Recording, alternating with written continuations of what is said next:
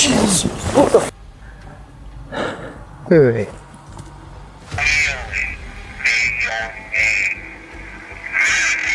Alex.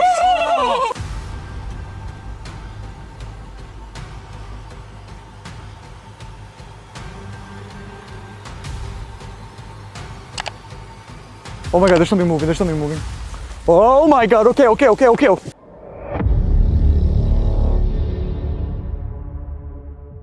In these forest encounters, things turn unsettling fast. One returns to a ritual forest and finds his fire rearranged with a whistle in the dark, while another is warned by a spirit box that something is already watching outside the tent. When the unknown starts responding, would you stay?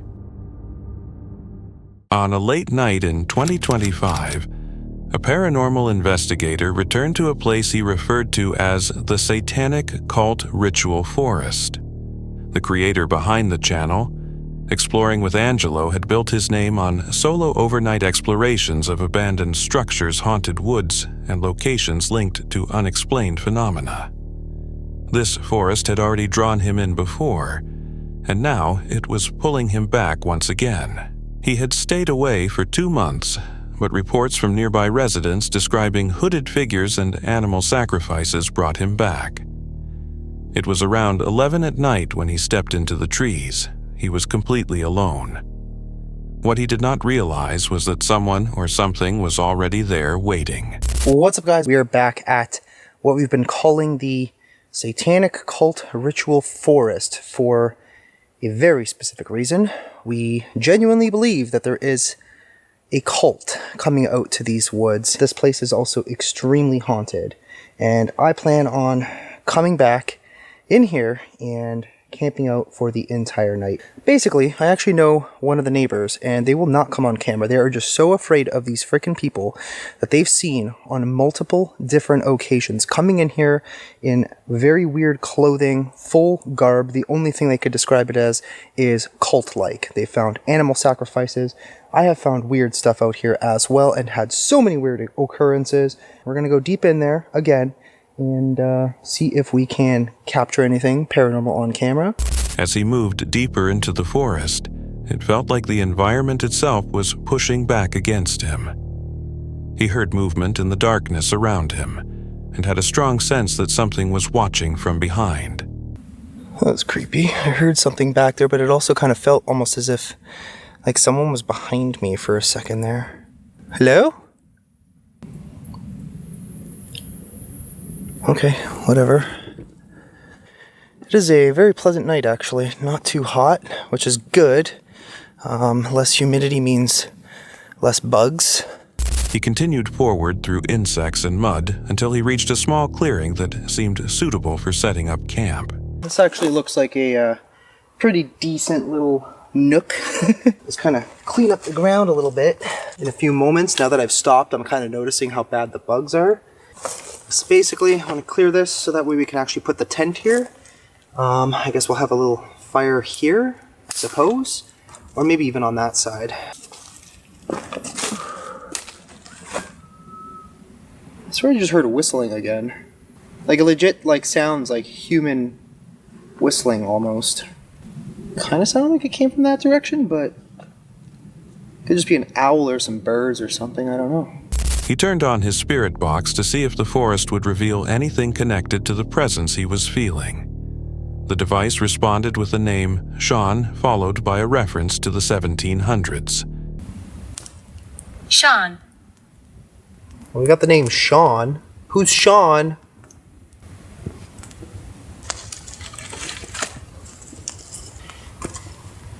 Sean, what are you doing out here? Okay, I swear I just heard that again. It sounded closer this time. What? Dude, that literally sounds like that whistle thing. Mayan whistle or whatever? That is legit like probably the 3rd time I've heard that out here. Hi, Sean, are you still there?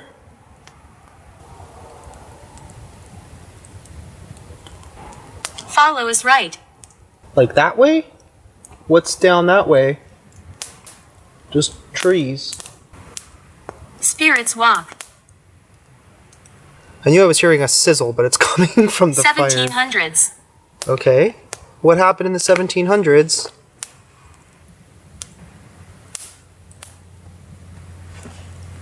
Brown.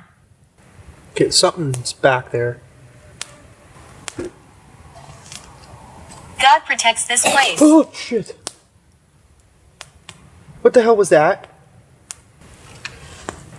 Visit. Who's visiting? 1. Okay, that sounded like something was like right next to me. Then, without warning, a sound exploded through the forest. It was the sharp, chilling scream of an Aztec death whistle. The source seemed extremely close.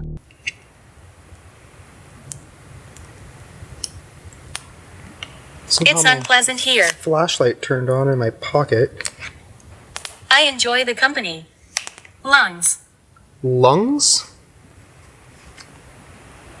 What happened to your lungs?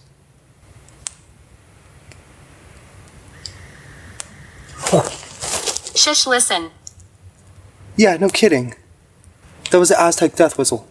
That's what it's called, not the Mayan. I called it the Mayan whistle.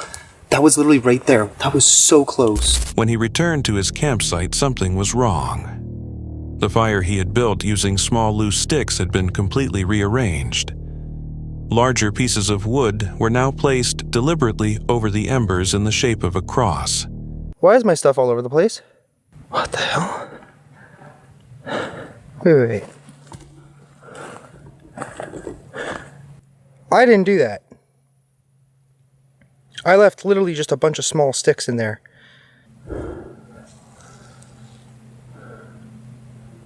I think someone came through. Like, I didn't do that. Two little, like, cross things. Like, this doesn't even make sense. Like, dude, all the wood was piled up here. I don't know what happened here. Somebody clearly came through. They must have, and they messed up the campfire. Well, they didn't mess it up, but like, I did not put this cross here like this. I was trying to avoid using big chunks of wood. Someone had been there. Even with clear signs that another person was nearby, he chose to stay. He went inside his tent, kept a hatchet within reach, and eventually drifted into a light sleep. It did not last. Jeez, what the?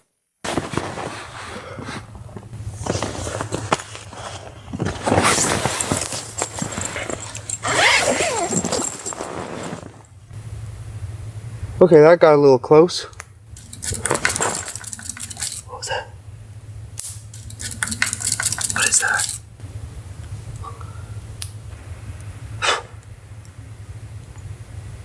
Something's out there. He suddenly woke up and rushed out of his sleeping bag, quickly putting on his shoes. The whistling had returned, clearly human, coming from deep within the brush. I think somebody is out here. Considering the circumstances, maybe it's not a good idea to stay out the whole night. I literally, like, just fell asleep, too. Okay. I don't know. It sounded like it came from that direction. To be honest, guys, like, I don't know what to do. I don't want to leave, but at the same time, if someone's out here, like, they could be legit dangerous. Can't they have, like, one chill night out in this place? I mean, this is kind of what we come to figure out here, but, like, why? The heck was that? It's like music. Alright, we're gonna pack it up. He did not wait to investigate. He left the forest immediately later, saying that some places are better left alone. One viewer commented that there was in fact someone out there whistling. No one ever confirmed who rearranged the fire or where the whistling came from. Was it a person trying to scare him away, or something connected to whatever group had been using those woods? If you were in his situation, would you have stayed or left the moment things started to go wrong?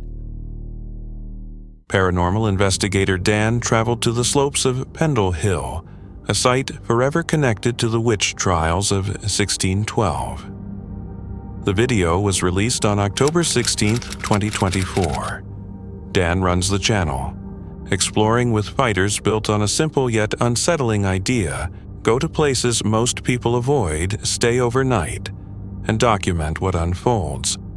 Local legend has long warned that the spirits of those executed on the hill never truly moved on. The crew set up camp in a dense pine forest, hoping for a quiet weekend trip. However, a sudden violent rainstorm forced them to remain inside their tent. Just as they attempted to rest, something shifted just outside. So, as we were just talking, it looked like somebody just moved the door of the tent. Go and open it up. I'm curious if the fire's still going. Yeah, the fire's still going and there's nobody there. It could do with some more wood putting on though, because it's getting really low. Right. There's nobody out there. Outside, the campfire was still burning, but the clearing around it was completely empty. No one was there. It's so hard, but that was a clear get out, and I get out a lot, and I'm wondering, why do we get out quite a lot? It's like the same. The silence was then broken by a sharp female voice coming through the spirit box device. It did not come through as a whisper. It came through as a command to leave. Listen. Baby. You hear that? Yeah, baby. There's a woman who very quietly says, baby. Oh yeah. You hear it then? Yeah. Is that what you're trying to tell us? Have you got a baby? So this has said so far, something waits there, knife, in case your family. Whose family? Is it because I called you sisters? Your family. My family. Yeah. No. Your family. I'm hiding. What do you mean? Not as in it's your family, as in you are family. Oh, right, okay. Shortly after, another voice followed, softer, almost maternal, repeating a single word. The presence identified itself as family and claimed it had been hiding in the surrounding brush, watching the investigators from the darkness. You hear that shit? Oh yeah. This one will be different. Listen to this. Yeah. This one will be different. What do they mean by that, like? Oh, let's listen to the rest. The atmosphere then changed completely. The warmth drained from the air, and the tone turned hostile.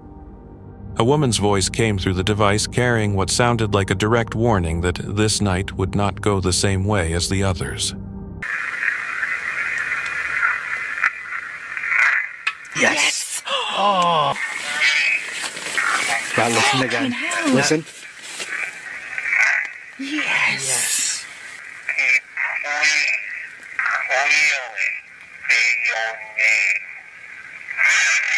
Alice! Oh my god! I'm pretty sure it goes. Alice! That's Listen, Alice. listen.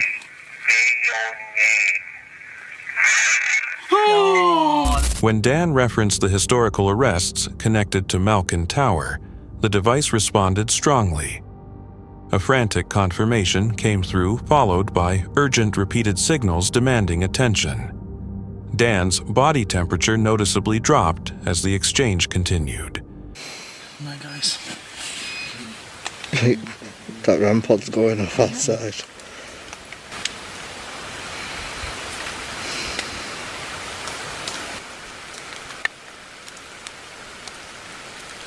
As the group eventually settled in for the night, the detection equipment placed outside began triggering in a steady, rhythmic pattern. Something kept responding every time Dan went deeper into the history of the location. Whether those responses were real or something else entirely is a question the footage alone cannot answer. Would you have kept asking, or would that warning have been enough to make you leave? On November 1st, 2024, along a quiet riverbank in Wisconsin, a video from Live 2-Day Wonderland follows a couple known for filming relaxed camping trips and outdoor lifestyle content. Their channel usually focuses on peaceful setups and simple routines in nature. But during this trip, something shifts after dark. It isn't obvious or direct, but it is enough to make the night feel different before anything is clearly visible. The video starts with a calm setup. The couple arrives at a sandy riverbank surrounded by trees during the fall season. As evening settles in, they cook, eat, and talk while the light fades outside.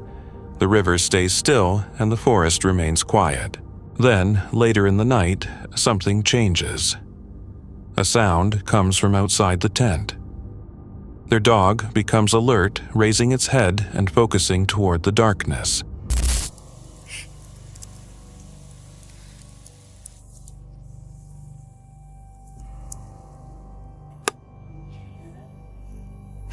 What the hell was that? Ugh. What was that? What is it? Oh, she was good. Look at that. What is that?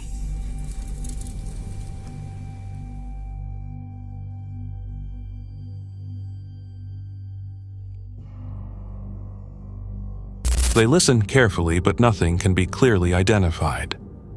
The darkness beyond the tent hides everything. By the next morning, the feeling doesn't fade, it actually intensifies. A few unfamiliar men casually walk in, carrying fishing gear, moving right up close to their campsite as if nothing is unusual. First cup of coffee.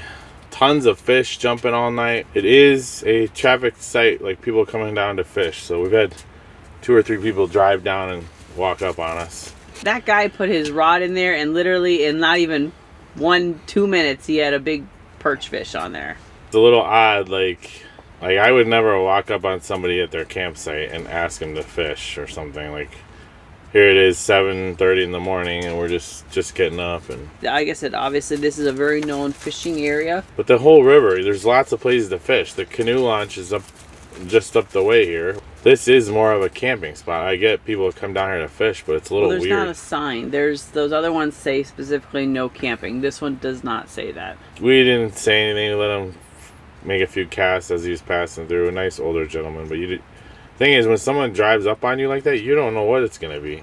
That's what she's always worrying about, boondocking. We're out in the middle of nowhere. The couple quietly discusses it afterward, both sharing the same unease but not fully sure how to interpret it. Nothing escalates beyond that. There is no confrontation, but the feeling changes regardless. What initially seemed like a quiet private location turns out to be less isolated than expected. Sometimes nothing directly dangerous occurs, but small details can change how a place feels. A sound, a reaction, or someone appearing too close can be enough. If you were there, would you trust what you see or what feels wrong first? On March 20th, 2023, Base Camp Chris shares a camping story set in northern Utah. This time, it follows a man returning to a location that already felt unusual even before night fully set in. Rodney arrives at a familiar campsite connected to personal memories. It isn't his first time there, but something feels different the moment he gets back. He notices a tent already pitched, but no one is present. There are no vehicles, no equipment, and no obvious signs of anyone nearby. Okay, so Rodney, back in 2016, June of 2016, his wife had passed away. Really tough, really hard situation. And what he wanted to do was go to their old camp spot east into the mountains there, into the national forest, and say goodbye to her. So he packed everything up and he's leaving from Ogden, Utah, going about 35, 40 miles east and a little bit north into the Wasatch Cache National Forest. So he finally gets over there and he's heading up this road, very windy road along this Curtis Creek it was called. And he finally gets to this campsite that they had spent time at, and there was a tent in the campsite. And he was really disappointed to see that. But he noticed it was a little strange. There was no vehicles, there was no cooler, no other camping gear around the tent. It was just a two-man tent just sitting there in their spot. He didn't feel right camping there, so he walked over and he looked at this tent, and there was no rain fly on it. He looked into the tent and there was nothing in the tent. He decided to go up the road a couple miles, find another spot. He drove, didn't find anything, and he didn't feel right about coming all the way out here and not being at least near this spot where he had these memories with his wife. So he comes back and he finds a spot about 20 yards away from this other campsite that they like to stay at. It was a little tighter with the pine trees, but he had just enough room to put his cabin tent up. But what was interesting, the whole day, him packing and heading out, he had this gut feeling that something was going to go wrong. He didn't really know what to do with it, but he still had this feeling. As he moves through the area, the sense grows that he is being watched. At one point, he hears faint, indistinct sounds coming from the forest, but nothing he can clearly identify. He decided to go for a little walk down the road, stretch his legs, and then walk by the old campsite. He continues on down this road, and he had this feeling, he went a couple miles, of feeling of being watched. And it was really weird because he didn't hear anything, he didn't see anything. He just had this feeling of being watched. He said, I didn't think it was a bear, but I had this feeling it was a Bigfoot. And he passes the old campsite again, and he thought he heard some talking off in the trees. He couldn't quite hear what they were saying or what it was. It was very indiscernible. It was almost like mumbling. It was hard to really nail it down. You kind of heard it in and out for a little bit, and it was very faint. That night, he suddenly wakes to a deep whooping call. And around midnight, he hears this really loud whoop, whoop, and it was coming towards his tent. It's pitch black. He doesn't have the lights on. It just woke him up, and he's thinking, this is unreal. You're kidding me. Of all the times I'm alone and just going through this stuff in my life here, and now this is happening. It was just kind of surreal to be experiencing that. It quit after a pretty short time, about 20 seconds, it was done. Then the sound shifts. A scream follows longer, sharper, and unlike before. It doesn't resemble a normal animal. Then about 1, maybe 2 o'clock in the morning, he was awoken again, but this time it was this really loud screaming. It made the hair on the back of his neck go up.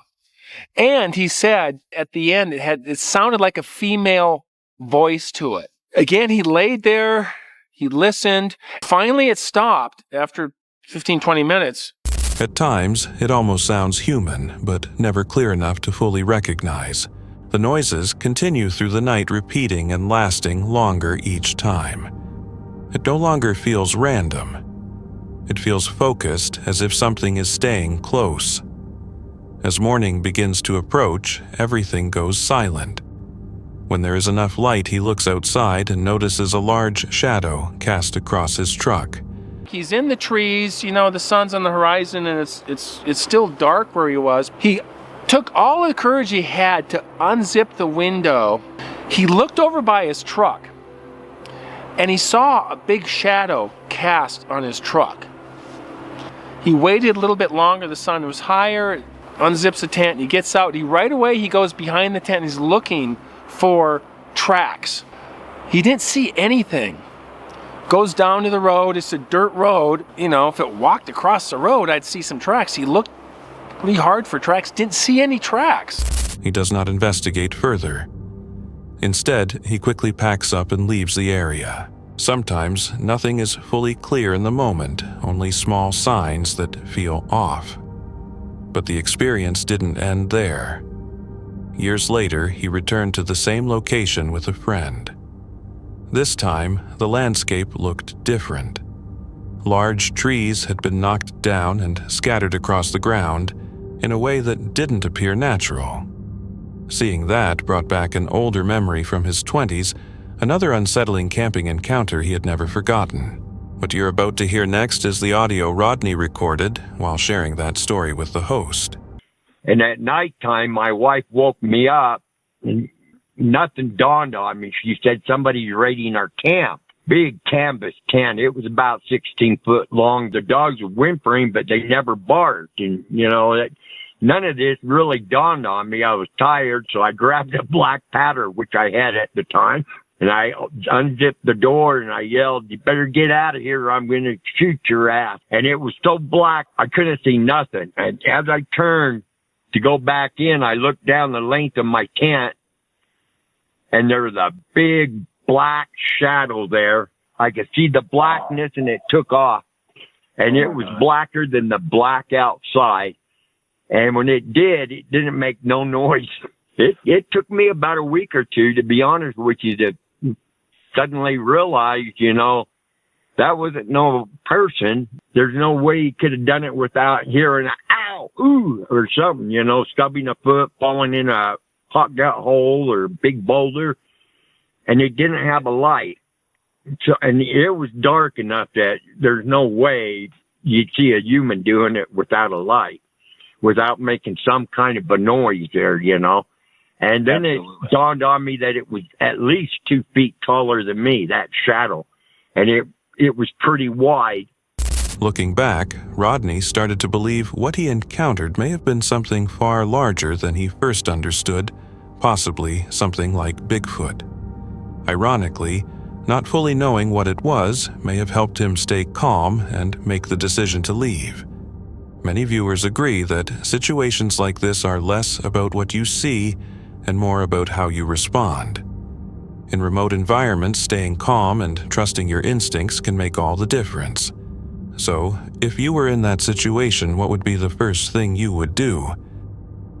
On January 24th, 2025, an Italian YouTuber named Clement set out on a road trip across Italy to explore a series of abandoned locations. From the very beginning, however, the journey did not go according to plan. On the first day, Clement and his team arrived at an abandoned villa they had been eager to explore. After walking nearly an hour to reach it, they discovered that most of the structure had already been sealed off. The main sections of the villa, including the areas they were most interested in filming, were blocked and completely inaccessible. Mais impossible de trouver un trou pour se glisser et pouvoir visiter ce manoir qui, nous le savions, était rempli de vestiges.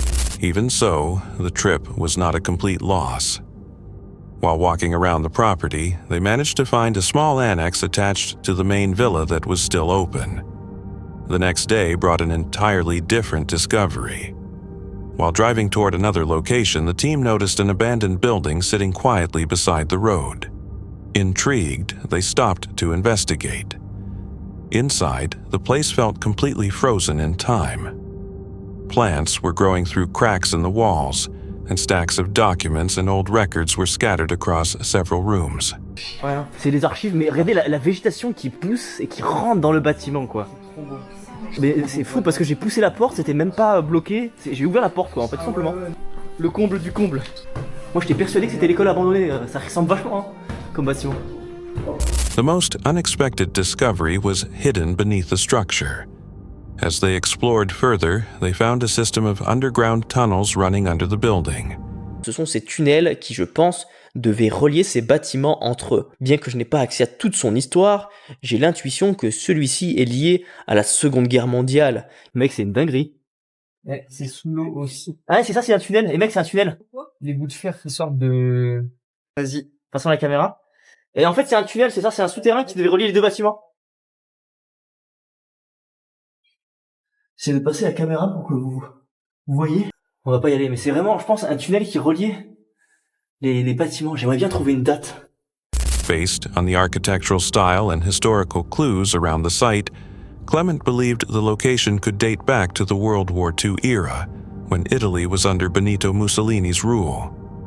Although the exact purpose of the building was never confirmed, the presence of tunnels suggested it may have once served a strategic or administrative role during that time. However, the most disturbing moment of the entire trip came when the team explored an abandoned psychiatric hospital. While moving through one of the rooms, they discovered what appeared to be traces of blood. The finding immediately alarmed them and later raised many questions from viewers after the footage was shared online. Et enfin, la soirée va se terminer par une macabre découverte dans l'hôpital psychiatrique. Et suite à cette découverte, beaucoup se sont demandé si j'avais prévenu. Instead of directly calling authorities, he sent an email explaining that he and his team were tourists who had found something suspicious inside an abandoned hospital. He attached photos of what they had seen and used translation tools to write the message in Italian. Despite sending the report, he never received a response. It remains unclear whether authorities quietly investigated, were already aware, or simply dismissed it as staged. Either way, it became a disturbing end to the trip. Sometimes, small details like a sealed building or hidden tunnels can suggest a deeper story, but not everything ever gets a clear explanation. What do you think was really going on in that place? This one is a bit different. YouTuber Connor was live streaming just outside his own home when he noticed something that made him stop immediately. A man nearby was holding an object that, from a distance, looked like a weapon. The man appeared to be unhoused, and whatever he had in his hand made Connor feel uneasy. He kept watching, torn in his thoughts. Maybe it was nothing. Maybe he was overthinking it. But the longer he looked, the harder it became to ignore what was happening. Gun? Dude, is that a... He has a gun. Is that a gun? He was just aiming the at me, dude. No. That's not a stick. That's not a stick. Bro, he's aiming it. Look. It has a barrel on it. Look. That is definitely a... Eventually, he reached his limit. Whether the man actually had a dangerous weapon or not, the situation felt suspicious. He chose to do what he believed any responsible person would do in that moment and called the police. He's like, Nah, I'm calling it. Hi, yeah, I'm just calling because there's like it's like a homeless dude with a gun. He's like aiming it at like apartments and like cars passing by right here. I'm on Vernon, west of Avalon on Vernon. Not long after officers arrived at the scene to take control of the situation. Yeah, west of Avalon on Vernon. He's in the middle of the street now, walking to the west side of the street. And he's hiding behind like a Honda minivan.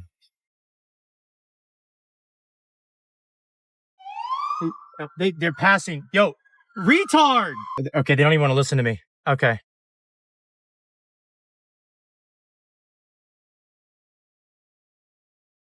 As the officers got closer, doubt began to creep in. What if he had just reported someone who wasn't actually dangerous? That thought started to weigh on him. It might just be a stick. Is it just a stick? Dude, it might just be a stick.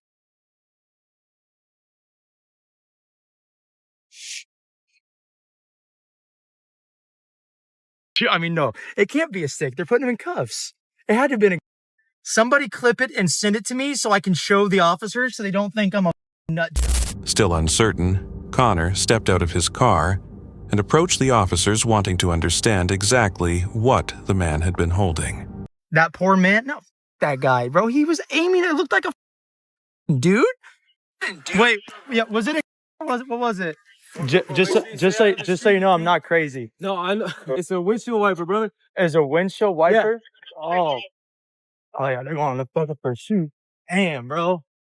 Even after finding out the object was not a firearm, Connor struggled to admit he had been wrong. It was a windshield wiper. Dude, I don't give a... Nah, he saw that though.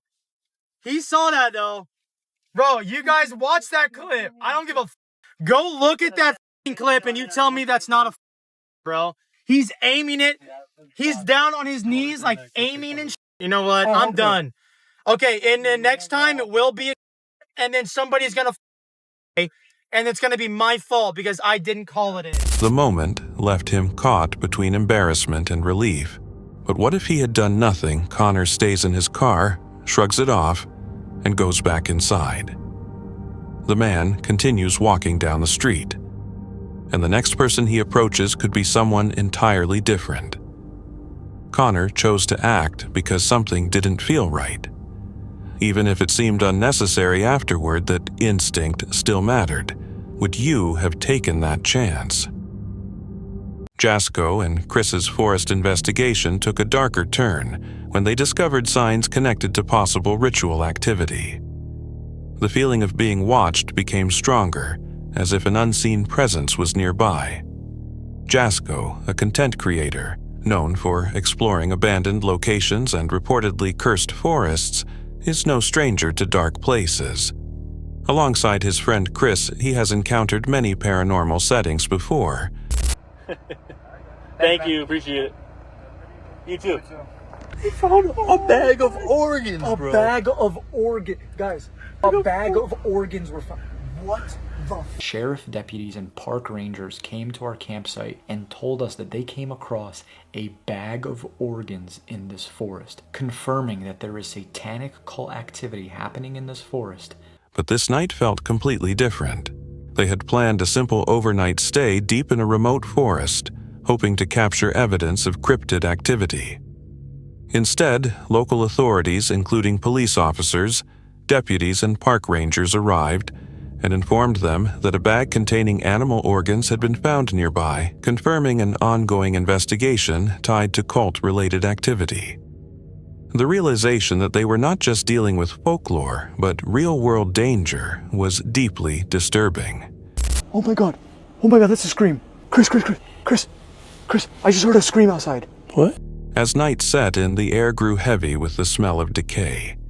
Distant screams echoed through the forest, and a suspicious truck repeatedly circled their campsite, increasing their fear. During spirit box sessions, unusual names and phrases began to come through, including Brenda Johnson, which matched a missing person case in the area. As they investigated further, they found a hidden duffel bag beneath leaves containing old receipts, identification cards, and a broken phone, disturbing physical evidence that aligned with the messages from the device. Chris, wait. Do you smell that? Oh, it smells gross. On several occasions tonight, there's been this one truck that has driven past us at our campsite on several different occasions, and it was very hit or miss. I feel like someone's gonna be laying down in the grass and just grab our ankles. That would suck. I died here.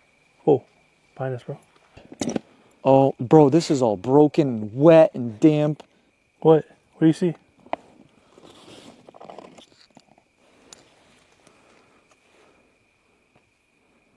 McDonald's cards? Arch card? What is an arch card? I don't know. Well, it's like Does clear. McDonald's have a bank? Maybe like employees or something? 2007, it says. I've never seen that before. It's so weird. Arch cards. Okay. Oh. Sorry. Oh, shit, Chris? Bro, listen. Ah! Oh! That was a goose, I think. Chris, there's a receipt here. Holy shit. Oh my god, there's a date. Hold on. Bro, January 26th, 2008. Fatal conditions. Are you hearing what I'm hearing? Yeah. Is it in the van? Let me just open the top. That'll determine whether or not I want this in my van or not. What the Oh, the dust that just came out. Bro? Why are the... What? Okay. Dude. Stop. Oh. So they were driving a Ford, the truck broke down. Found on the road dead. Found on the road dead, yeah. Dude, that's so random. As time passed, branches snapped with no wind footsteps could be heard nearby, and the camera repeatedly lost focus as if something unseen was moving through the frame. Every step deeper into the woods seemed to bring them closer to something unknown. Local stories about Wendigos, glowing-eyed howlers, and skin-stealing entities came back to mind as they later discovered burned bones and remains of possible ritual activity. So for the first one, they call it the Hollow Stalker, aka the Wendigo. Its limbs impossibly long, its joints bending at wrong angles, the skin hangs loose, as if it's wearing the hide of something else. Old stories say the Wendigo was once a man from the 1800s logging camp, driven mad by winter starvation. When the snow thawed, they found him, still alive, but surrounded by stripped bones. Some say the Wendigo still mimics the voices of its victims, luring people off the trail. Ooh, sounds spooky. I don't know, considering what we both just experienced down the trail, It's very possible, I don't know. So this one's called The Howler in the Pines, Bigfoot. Unlike the gentle giant image in popular culture, the howler is far from peaceful. It's described as massive, covered in dark hair, but with glowing amber eyes. Cool. What did we just see like 20 minutes ago? Oh gosh. Exciting. Locals say it doesn't just scream. It makes a deep, thrumming howl that vibrates in your chest and leaves you lightheaded, as if it's affecting your heart. Several campers reported walking to find huge, muddy footprints around their tents in perfect circle. What was that? Like a voice or something? That was like a... Okay, I'm gonna let that like cool down for a bit. It's hard to hear. It smells incredible. It's hard to hear sometimes because the Jenny is so loud, but fuck, we'll keep our ears clean. That's not what I meant. You clean my ears? So this one's called The Skin Taker. This one's the least documented and the most feared. Witnesses claim to see animals with human-like eyes moving in stilted, unnatural ways. Some say it can wear people, appearing exactly like a missing friend until it gets close enough to touch you. Then things start to slip. I don't know if they're looking for something or someone. That's the same truck. No, that's Forest Ranger, bro. That's a Forest Ranger truck. Oh shit! What are they looking for? It has these things on the side. It's like that's the owner they're looking for. They must be looking for somebody. On everything, they're looking for somebody. They have to. You think so? Lights. Why would he be driving up and down like Wait, that? bro. Oh my god, you might be right. What? I'm like a little concerned now because they're looking for. And I heard some shit down there that makes me think there was actually people in the woods down there. So what do you think's going on? I wonder if someone's actually missing right now. Someone might be missing in the forest. Bro, that's crazy. There is satanic cult activity going on in this forest, and we... Oh my god, there's something moving, Oh my god, okay. What happened? You okay? Yeah. Fuck. There's something. Ah! Are you good? Yeah. After that exact moment in the forest is when we decided that it was enough. And honestly, we should have left several hours. When a ranger truck appeared again, slowly driving as if searching the area, they realized they were caught in something much larger than a simple paranormal investigation. Loud crashes near their van and a final scream that sounded like an animal forced them to abandon the campsite and flee immediately. What started as an exploration of legends turned into a real-life nightmare. The combination of missing person reports, possible cult evidence, and unexplained occurrences suggests they may have stumbled into a mix of criminal activity and something far more mysterious. Whether the spirit box was capturing real communication or simply reflecting fear and suggestion caused by the environment remains uncertain. Was the name Brenda Johnson just a coincidence, a clue tied to the missing person case, or something darker trying to reach them? And what or who was circling their campsite that night? That's it for tonight. Which moment creeped you out the most? Drop it in the comments. Have your own story? Share it with us, and stay tuned. The next one is even darker.